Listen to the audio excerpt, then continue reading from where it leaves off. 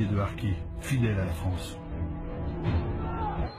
Mais cette action humanitaire n'est pas sans arrière-pensée.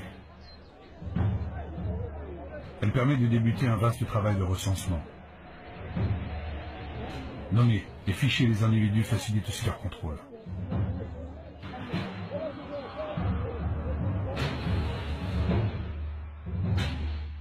Dans ces villages, les militaires vont armer des bénévoles. Ce sont les groupes d'autodéfense. Chaque volontaire reçoit un fusil. Un simple fusil de chasse. Un fusil et une mission. Interdire toute approche des maquisards de la LN. Mais ce village, c'est encore un coin de France. Et comme dans toutes les guerres, l'étendard doit être levé. Fidèles patriotes français pour les uns, traîtres algériens pour les autres. Les hommes de cette armée improbable, et pourtant si fiers, s'engagent sans le savoir vers leur tragique destin. La deuxième zone créée par les militaires est la zone de pacification. Là encore, le ministre vient lui-même armer la population pour qu'elle se défende de la LN. On lui fait allégeance, on lui baise la main. Lacoste, l'ancien résistant, n'a pas compris que l'ordre du vieux monde est en train de changer.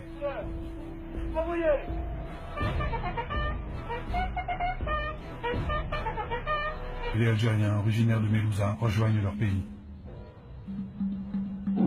Certains choisissent de s'engager dans les sections de harkis de l'armée française. Là encore, caméras et micros fixent et diffusent les motivations de ces hommes en colère.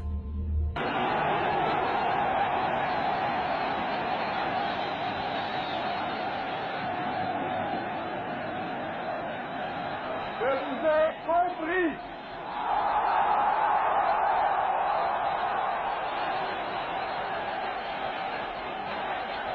Je sais ce qui s'est passé ici. Je vois ce que vous avez voulu faire. Je vois que la route que vous avez ouverte en Algérie, c'est celle de la rénovation et de la fraternité. Un pas que la France n'a jamais fait en 130 ans de colonisation. Donner aux musulmans les mêmes droits et les mêmes devoirs qu'aux Français. Et pour cela, vous inscrire sur la liste électorale. Or, il s'agit bien d'approuver une nouvelle constitution pour la France. Et elle va donner au président de la République d'immenses pouvoirs.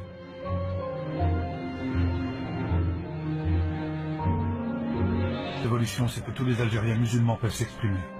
La pleine citoyenneté leur est accordée enfin. Et pour la première fois de leur vie, les femmes musulmanes ont le droit de voter.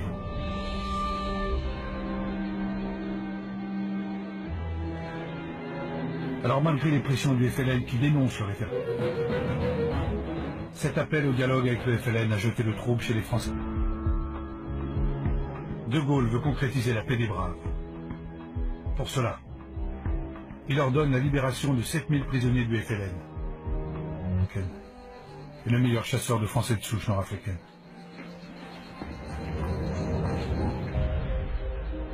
De Gaulle est-il en train de gagner la guerre?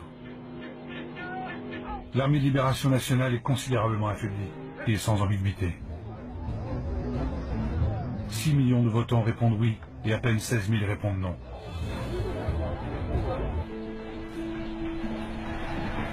Certains officiers vont réussir à évacuer vers la France les harkis et leurs familles. Ils le savent. En Algérie, ils sont voués à la vengeance. De Gaulle, pourtant, va ordonner leur désarmement. Il craint en effet que l'OAS ne récupère les harkis dans ses rangs. Et c'est un télégramme classé secret, signé par le ministre de l'Algérie qui interrompt les évacuations. Demande à haut-commissaire de rappeler que toute initiative individuelle tendant à installer en métropole des Français musulmans sont strictement interdites. Aviser tout chef SAS et commandant d'unité. Après l'indépendance, des dizaines de milliers de harkis vont être massacrés par le FLN, qui les considère comme des traîtres. C'est l'une des profondes et douloureuses cicatrices de cette guerre qui s'achève.